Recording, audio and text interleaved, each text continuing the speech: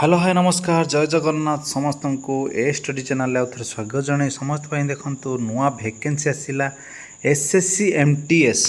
समस्ते वेट करिसंती जे कि SSC MTS केबे कोन बाहरिबो जे तार केबे ठारू फॉर्म अप्लाई हेबो टोटल फुल डिटेल्स एथरे कौन मागिची फुल डिटेल्स मुझे आलोचना करी कई भी कुआड़े जातुनि भल भाव भिडियोटी आरंभ शेष पर्यटन देखिए चलन जा देखा एसएससी रो जो एमटीएस आसी एबे जो फॉर्म अप्लाई हम नुआ साइट्र तार फॉर्मटी अप्लाई हम जे कि केबे ठारू फॉर्म अप्लाई स्टार्ट हम तार फुल डिटेल्स मुझे आलोचना करी कई भी कुआड़े जातुनि भल भाव भिडियोटी आरंभ शेष पर्यटन देखूँ गोटे कथा कहवाक चाहूँगी जे कि आपण मैंने समस्ते जानी जे कि एसएससी रो जो एसएससी रो तार फास्ट जो नुआ वेबसाइट माध्यम जो फॉर्म सब पड़ुची आपण मैंने भल भाव देखिए तापर जाकि अप्लाई करेंगे देखंतु डेरी नक भिडियोटी को आम आरंभ करवा चलतु डेरी नक भिडियोटी भीतर को जीवा देखंतु एसएससी एमटीएस रो नुआ वैकेंसी आसिला 2024 रो मल्टीटास्किंग स्टाफ जो मल्टीटास्किंग स्टाफ रो कौ पोस्ट बाहरी देखंतु भल भाव भिडियोटी को आरंभ शेष पर्यटन देखिए जदिका भिडियोटी आपण मानक किसी मात्रा रे भल लगे गोटे गोटे लाइक करेंगे चैनल टी को जाई जल्दी जल्दी सब्सक्राइब करदे जो मैंने सब्सक्राइब करना जल्दी जल्दी सब्सक्राइब करदे चलतु देखंतु फुल नोटिफिकेशन ए आसी कि एसएससी जो स्टाफ सिलेक्शन कमिशन तरफ नॉन टेक्निकल वैकेंसी अच्छी मल्टीटास्किंग स्टाफ आउ 10th लेवल एटा वैकेंसी अच्छी चलतु जीवा डेरी नक देखंतु multitasking staff non technical staff and हाबिलदार सीबीआईसी सीबीएन एग्जामिनेशन 2024 रो जो वैकेंसी आसी एसएससी मल्टीटास्किंग स्टाफ तापर देखंतु जो वैकेंसी केते कोन अच्छी आपण मानकु जणाई देबा को चाहूँगी जे कि वैकेंसी टोटाल अंदाज जे कि 1500 पोस्टर वैकेंसी अच्छी जे कि आपण मानकु एठी शो करी नाही जे कि एटा ऑनलाइन एप्लिकेशन फॉर्म रहियो जे कि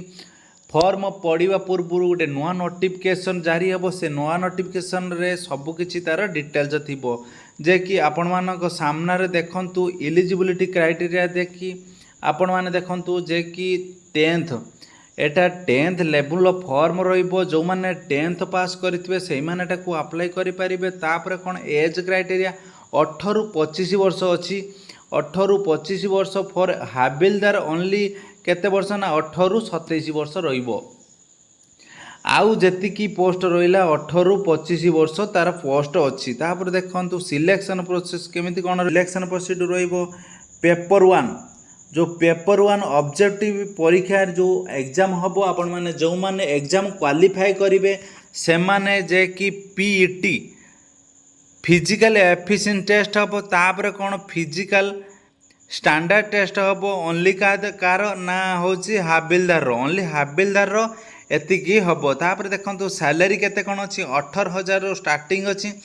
22,000 पर्यंत तार सैलरी रहिबो 18 रु 22,000 तापर देखंतु स्टार्टिंग जे कि एप्लिकेशन स्टार्ट केबे हबो मे मास लास्ट वीक सुधा आपण मानकर फॉर्म स्टार्ट हो जिवो लास्ट डेट अछि जून मास रे एटा को भलवार देखंतु एप्लिकेशन स्टार्ट हबो मे मास लास्ट वीक रे तापर लास्ट डेट अछि तार देखंतु जून मास रे तार लास्ट डेट अछि एग्जाम डेट केबे ना जुलाई रु अगस्त भितरे तार एग्जाम डेट अछि जुलाई रु एग्जाम हबो जुलाई रु अगस्त भितरे तार एग्जाम हबो एटा को समस्ते देखिबे भल भाबरे तापर जाय कि आपण माने देखिबे जे कि आउ सब फुल डिटेल्स आपण माने जानिथिबे एज रिलैक्सेशन केते रहइबो एज रिलैक्सेशन देखंतु जे कि एससी एसटी 5 वर्ष ओबीसी भी 5 वर्ष पीडब्ल्यूडी 10 वर्ष रहियो पीडब्ल्यूडी ओबीसी 13 वर्ष रहिबो पीडब्ल्यूडी एससी एसटी 15 वर्ष रहिबो एक्स सर्विसमैन 3 वर्ष रहिबो यही भाव में भल भाव भिडियोटी को आरंभ शेष पर्यटन देखिए तापर आपण मैंने सबकि जानीपर केबेठू फॉर्म अप्लाई हम आउ केबेठू सरिबो समस्ते भल भाव भिडियोटी आरंभ शेष पर्यटन देखूँ जदिका भिडियोटी आपण मानक भल लगे गोटे गोटे लाइक करेंगे चैनल टू जाई जल्दी सब्सक्राइब करदे जय जगन्नाथ जय हिंद जय भारत।